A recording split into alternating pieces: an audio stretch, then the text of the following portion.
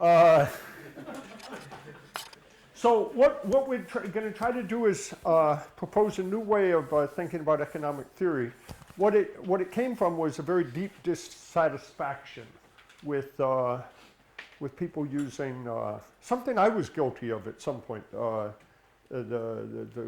growth regressions based on one sector growth models.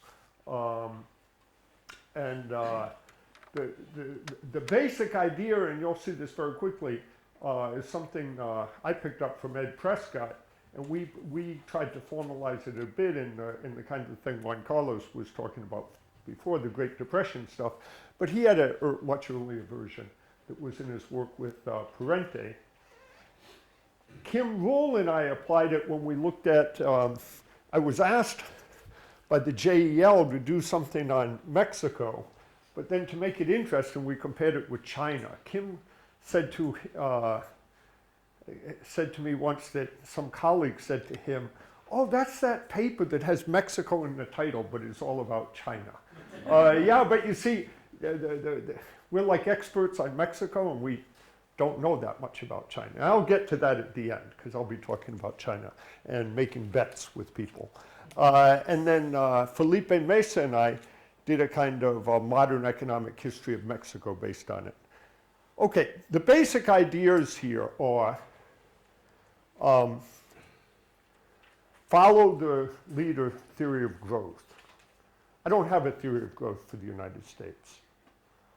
And I'll talk a little bit about why I think England, or what later became Great Britain and the United Kingdom, why they had their first economic takeoff. But in general, I'm not thinking about that. There is the leader, and we're going to take that as given. We're concerned with countries that aren't the leader. And I don't want to get into a big debate about what the leader is, because it's more than just the United States, of course. The United States is the richest kind of big country in the world. Especially if I have Finn here, I don't want to insult Norway or Luxembourg or some of these tiny countries that have high per capita income. Minnesota has as many people and higher income than Norway. So, I mean, I don't know how to get into this kind of thing. New York City, of course, is much bigger than Luxembourg and much richer.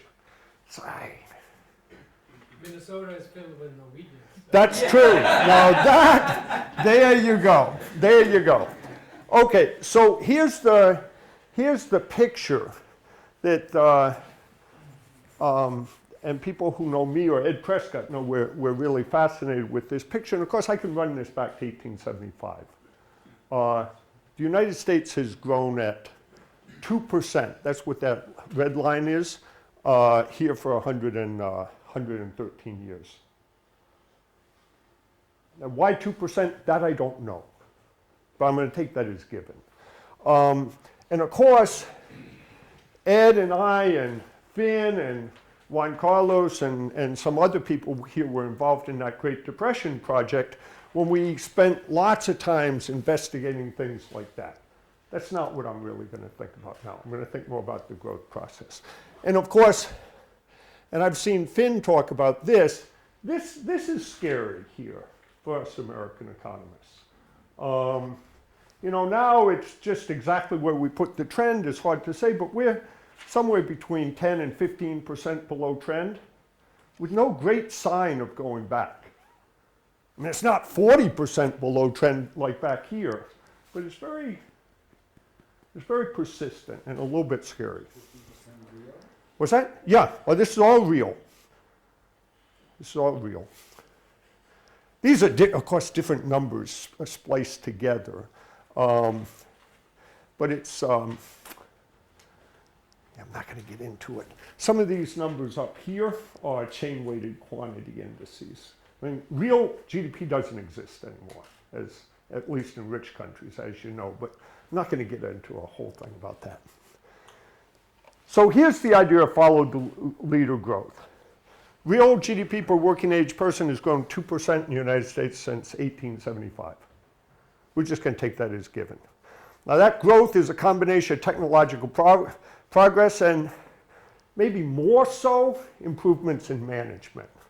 Productivity, and I'm going to get to productivity, talking about that at the end. Everybody thinks it's coming from scientists in the laboratory. That's just not true. It's coming from people putting scientific advancements together and constantly improving what's called best practice. So we're saying a country with stable institutions and policies should grow at roughly 2%. If some of this looks like an Ed Prescott manifesto that you've seen before, it's because, yeah, some of this, I changed the words a bit, but this is the kind of thing Ed pushes a lot. And so then a country that improves its institutions or policy is going to grow faster than 2% for a while until they get to their new level. They have to adjust labor, capital, education, where people live. There's a lot of things that need to adjust, but when they reach the new balanced growth path, then they level out at 2%. This, by the way, is very much against endogenous growth theory. I mean, I can't see how anyone can take endogenous growth theory seriously after looking at that and knowing about all the changes in policies and so forth that occurred in the United States. Endogenous growth theory is an interesting detour in the history of economic thought, but no reason to teach it to students. I mean, it's dead. Except if we could figure out why 2%. And those of you who know Robert Lucas know that he and some former students are fascinated with that. That's beyond me. I'm just going to take 2% as given. And then, of course, and this was the point of the Great Depression volume, countries whose institutions deteriorate or policies worsen, they get Great Depressions. So here in a nutshell, and if I was careful about the numbers, this could be the United States and Japan, right? The United States is the economic leader here. Something happens in a poorer country. They do reforms, let's say. They grow much faster than 2% for a while, and then they level off. Just to remind some of you, I'm looking around for who's going to remember this, maybe Paco, Finn, but remember back in the 1980s, people were always talking about how Japan was going to pass the United States. And this guy, Michael Crichton, even wrote a book about that they made into a movie. It was kind of a racist movie called Rising Sun. But thank God they got that movie out in 1989, when people still thought Japan's going to take over the world. And of course, in 1991, Japan went into a serious recession that in some ways, if you read things like The Economist magazine and so forth, they'll try to convince you Japan hasn't gotten out of since. But in fact, they have. Japan's not doing that badly. Look at these numbers. What I'm doing here is I'm thinking real growth 2% per person. And of course, the United States has grown at 3% overall, and Japan's grown at 1% last 15 years. But per person, it's both 2%. Journalists and so forth get all confused. They forget to divide by per person. I don't want economists to be making that mistakes. Journalists and politicians, do you want to be in the same group? No. Take out population growth, and it's about the same. Chile and Mexico are about the same. I mean, 2%, that's what you grow at. Not Argentina, I know that. But Chile grew much more than 2. No, not since 1998. Between 1984 and 1998, Chile was a miracle. They were in this portion. Since 1998, it's 2%. In fact, that's one of the examples we get into in more detail. So here's Mexico. There's no 2% there. There might have been in here. Then there was kind of miracle catch-up growth and nothing since. And I've spent a long time thinking about that. We can come back to that later, and we will. Here's Brazil. Brazil's interesting. Brazil was the Latin American country that had the most growth in the 20th century. Most people don't know that. It's because it was so poor at the beginning. I mean, it's still much poorer than Mexico, about 20% poorer than Mexico. But it was so poor at the very beginning. But you see, except for this period here, it was at 2%. So here's our stages of growth. And we think at the different stages of growth, and maybe there's even sub-stages, different things are important. Now I'm going to come back to talking about China and Mexico in a bit. But first, of course, we have Malthusian society where there's no growth. And that's what the world was in up until about 1800. Of course, we had economic growth, and as Gregory Clark stresses in his book, there's all kinds of technological improvement, productivity grows, but Malthus had the perfect theory for it. People got richer, but then they had kids, and the kids ate up all the progress. So the world had no real economic growth until about 1880.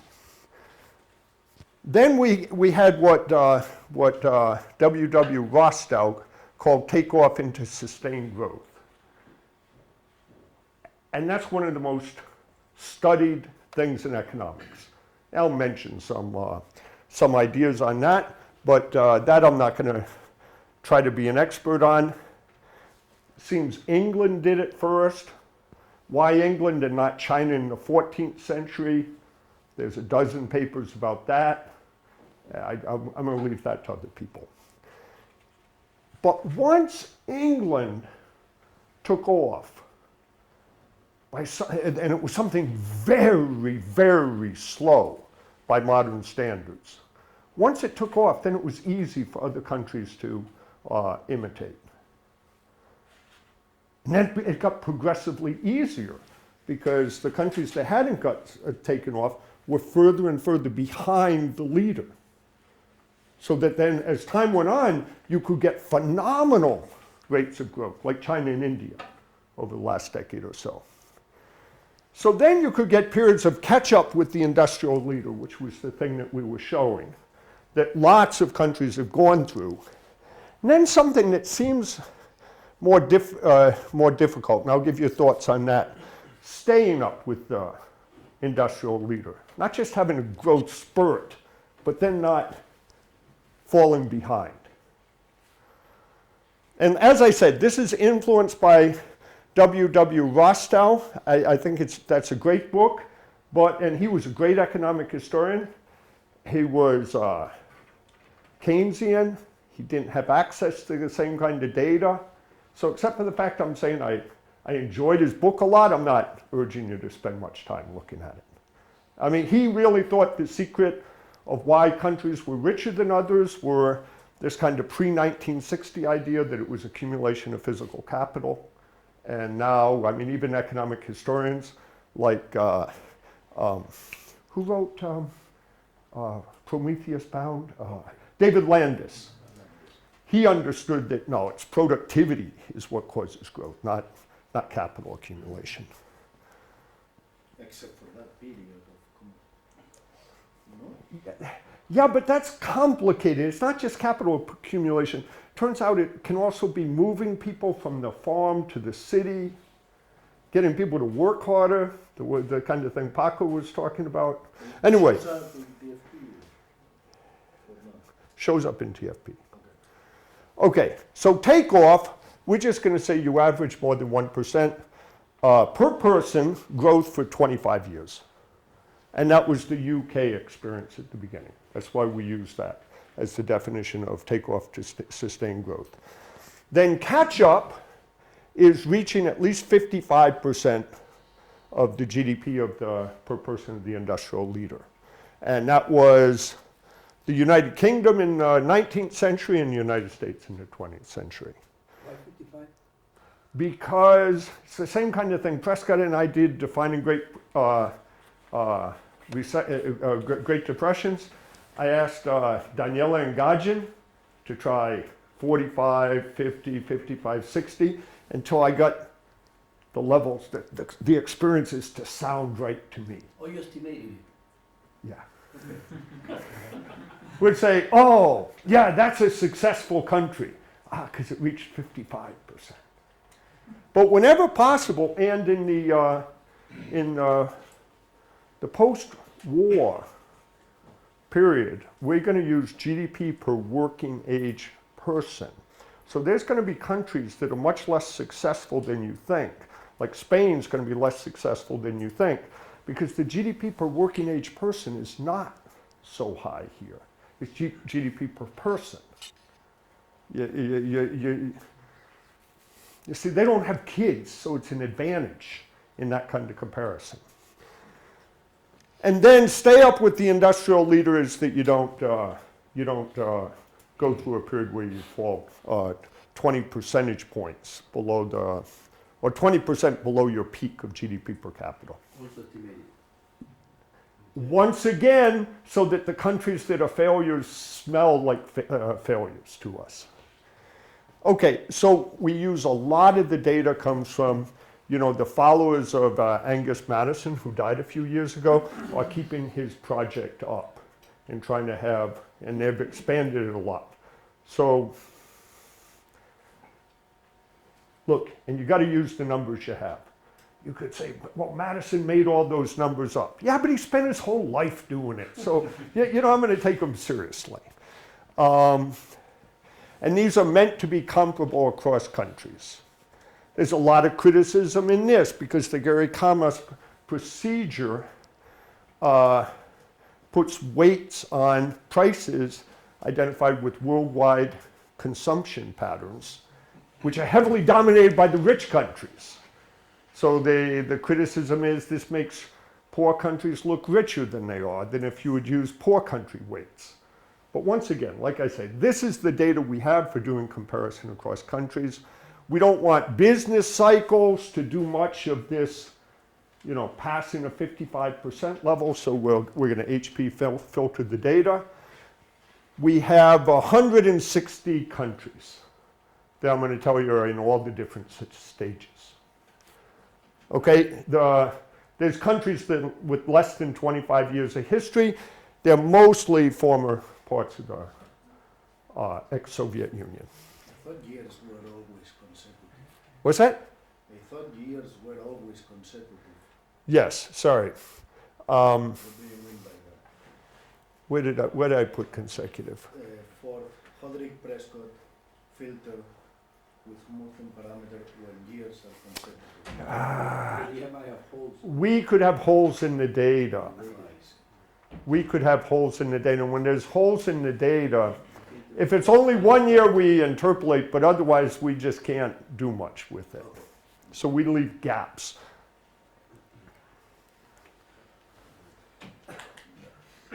(1910 to 1928), there's no data for Mexico.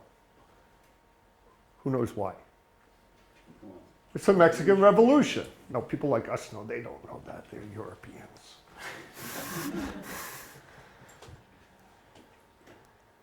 Okay, so, we just get rid of business cycles, but look, we keep most of the Great Depression with HP filtering the data.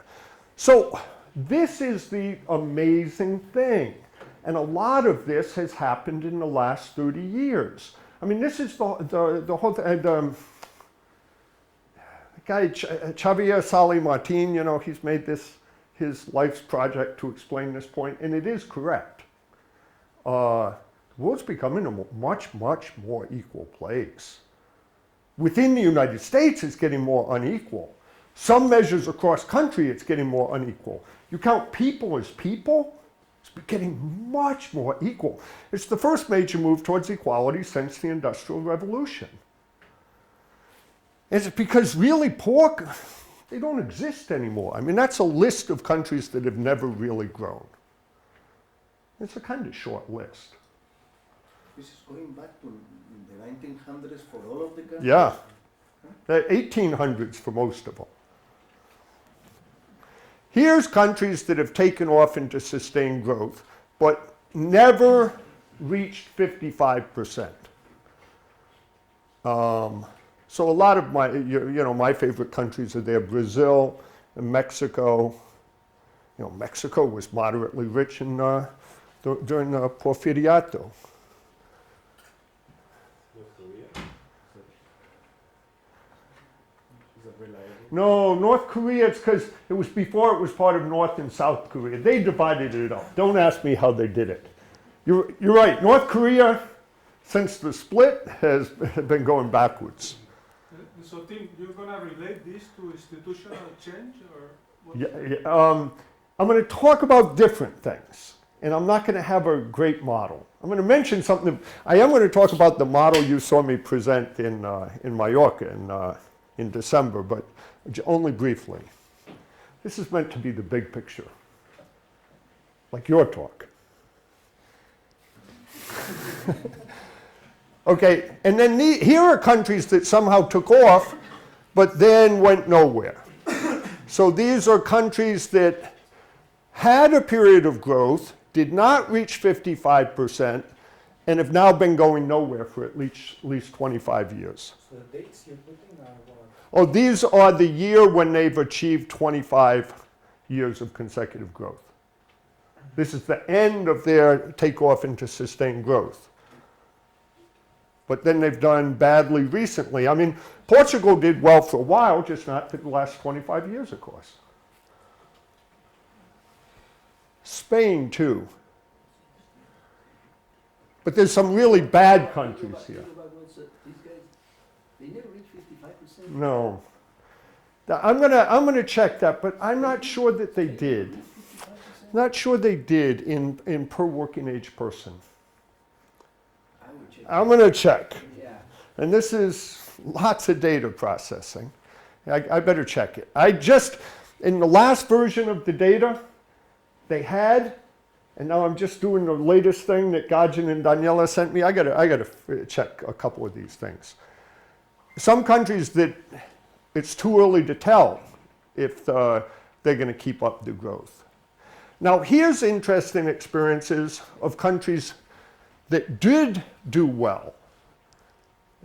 Wampa's favorite country is at the top, but we'll get to that. I haven't put the failures in yet. These are just the successes.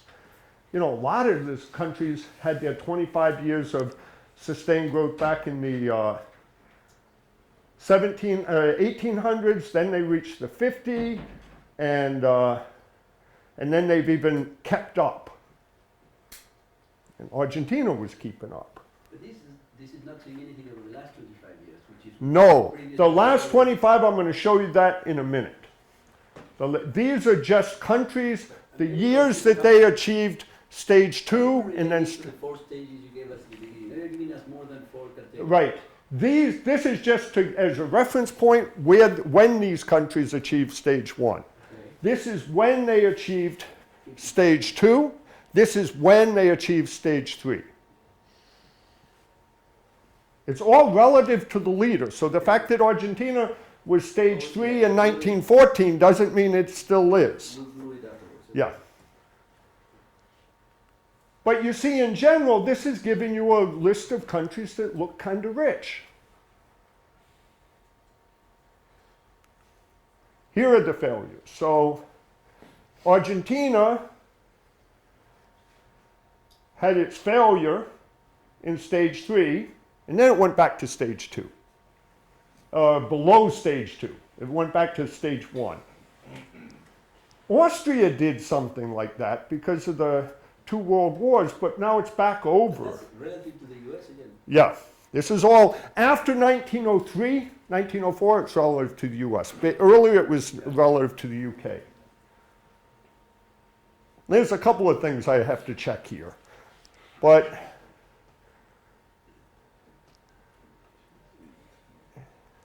this is the list. Okay, this is what I'm not going to talk about.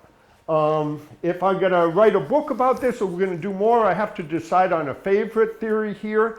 To make Paco happy, I put in his favorite book that he told me about that said the Industrial Revolution was really an industrious revolution because with modern industry, they got the people to work harder, which, as we saw today, is one of his favorite themes.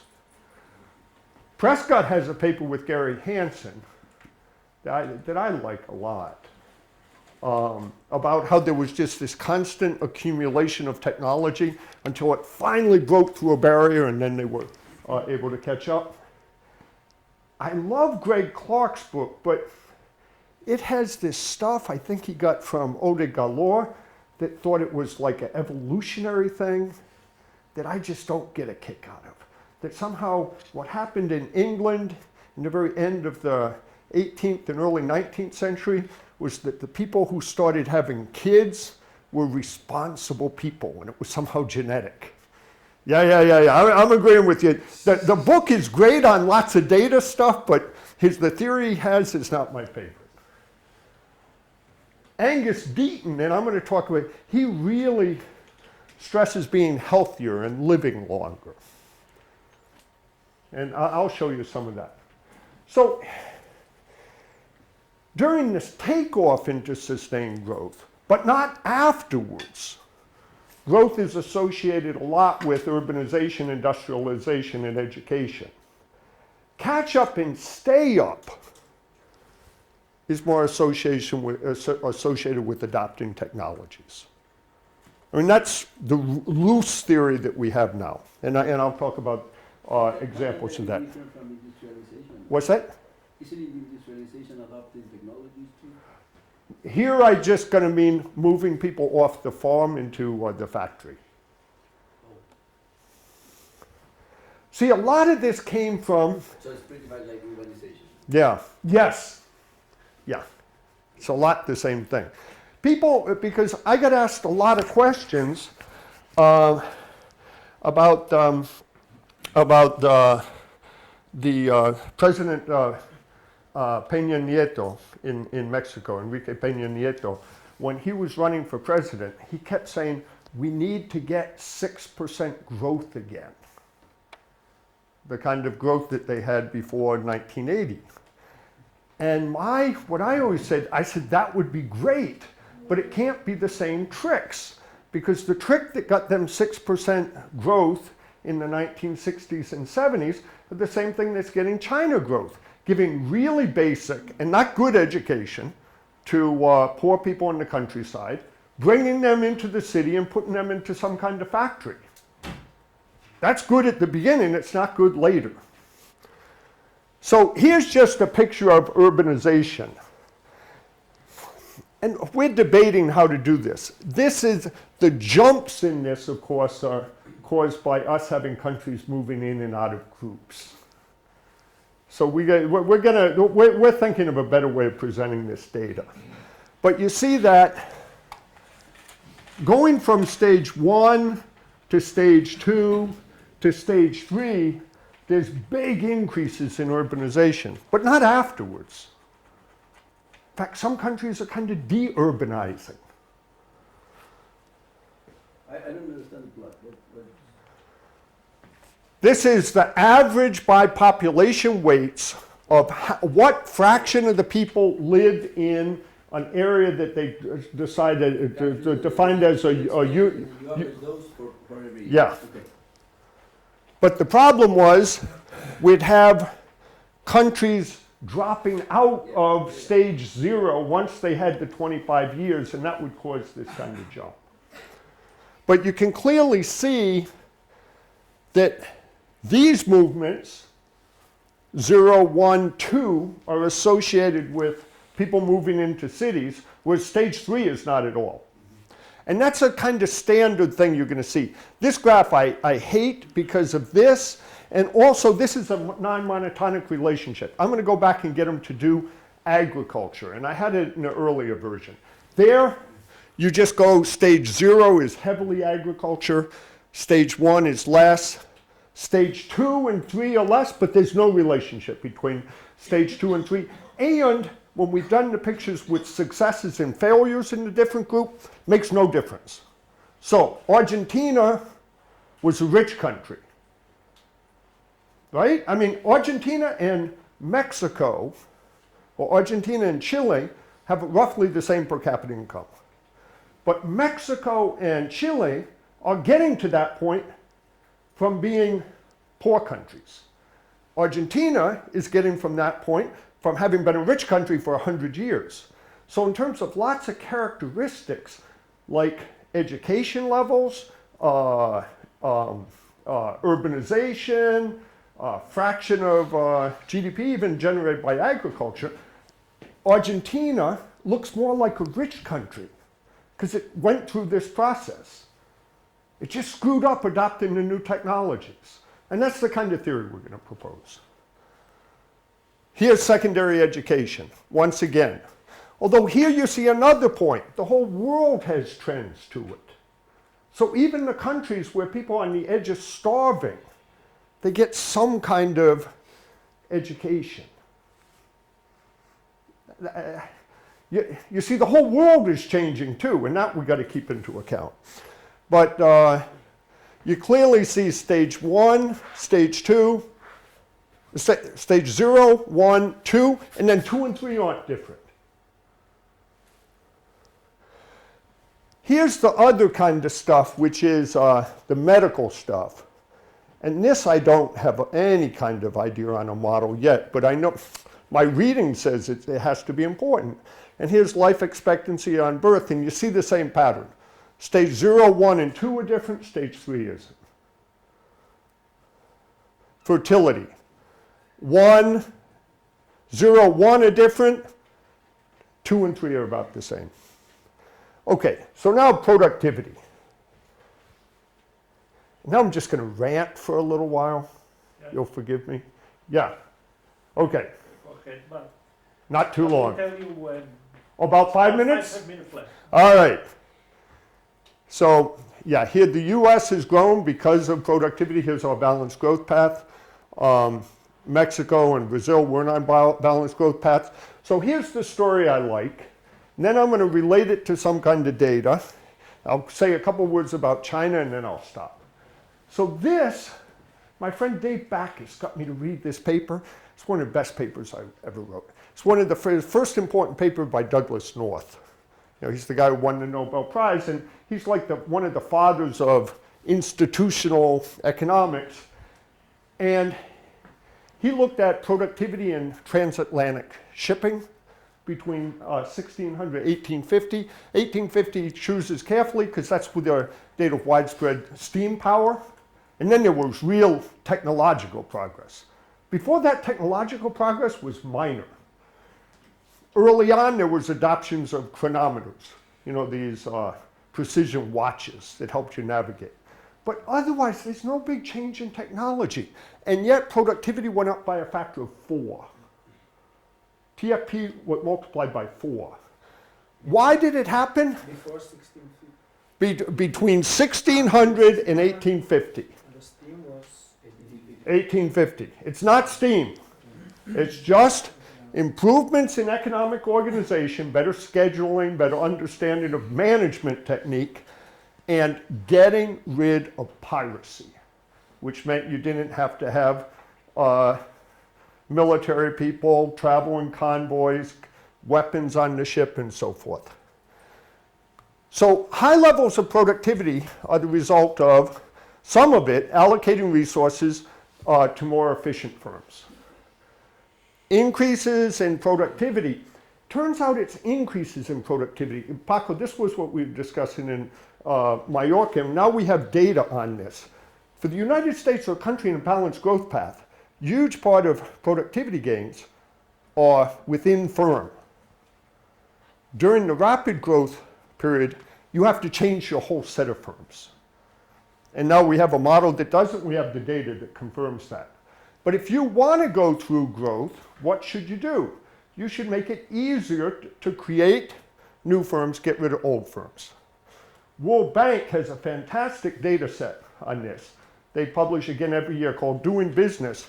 And the countries that are really bad at this have their economics minister and sometimes prime minister lobby the World Bank to get rid of this because they don't want to have it be public knowledge why they're so bad. So here's ease of doing business. And, you know, the countries at the top you shouldn't be surprised at, and the countries at the bottom you shouldn't be surprised at. Right? I mean, Juan Pablo, ease of like setting up a new firm in Argentina is worse than Kazakhstan. Yep. Okay, just helping you understand this. I haven't been in Kazakhstan though. Okay, and with Jose Asturias, Sean Her, and Kim Ruhl, we have a dynamic model of heterogeneous firms that give us that result. Okay. This is the results we get in the paper, and this is just an advertisement for when I can give this again. In fact, I don't think that Javier asked me what paper I'd give here next Wednesday at the macro seminar. If I haven't committed, I'll give this, because this is interesting. The majority of productivity growth when you're in the steady state is just within firm increases, but to get an industrialized country to move to a new level, you need to change the whole composition of firms. So, what is slowing down growth in Mexico? Poor financial institutions, lack of enforcement contracts, problems in the labor market, and problems with crime, of course. China has worse financial institutions, worse contract enforcement, and big problems in their labor markets. China's growing fast. Why is Mexico not? They're at different levels of development.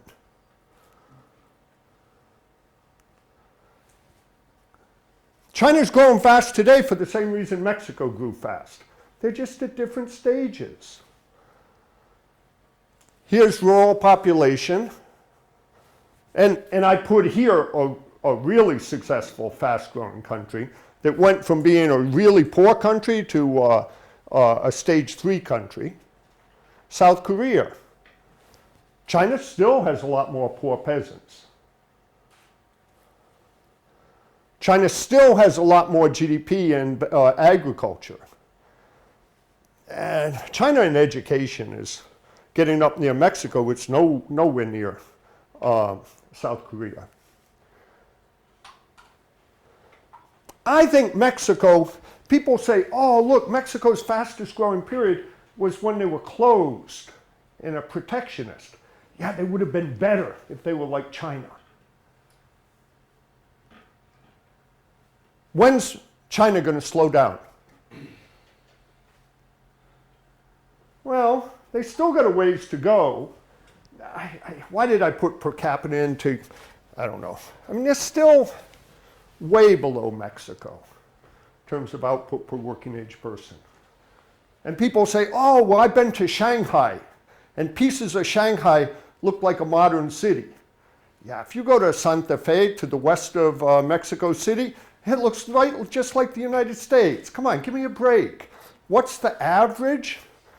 China is, 2/3 of China is really, really poor.